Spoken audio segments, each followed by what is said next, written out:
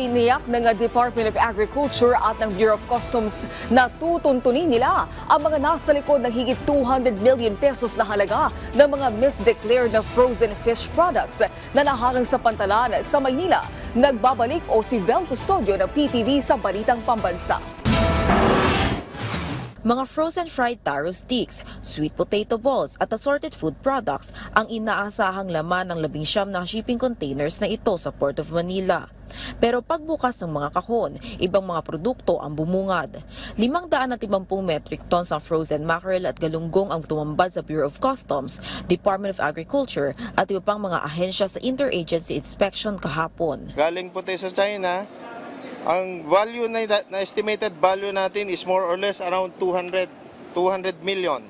January 21 nakarating sa Manila South Harbor ang mga shipping containers mula China. 2 kumpanya ang consignee ng misdeclared products na parehong naka-address sa Binondo, Manila. Nilinaw naman ng DA na hindi sa West Philippine Sea hinuli ang mga naturang isda.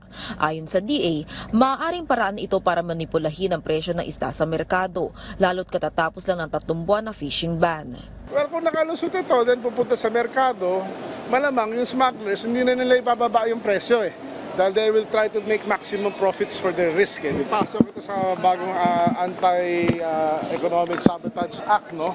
Talagang hahabulin namin ng Bureau of Customs at ng FDA itong mga perpetrators na to at will bring them to justice. Nakikipagtulungan din na Food and Drug Administration sa DA at BOC sa patuloy pang imbestigasyon sa insidente. Bine-verify natin kung yung mga CPR kung na-present nila is legit po at nagdaan sa proseso ng FDA.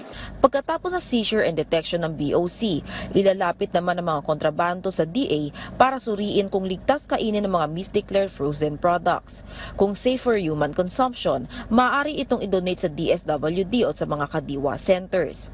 Ang inspeksyon ay pagsunod sa direktiba ni Pangulong Ferdinand R. Marcos Jr. na paigtingin ang pagbabantay at paghuli sa mga smugglers para sa market stability at food security. Mula sa People's Television Network, Vel Custodio, Balitang Pambansa.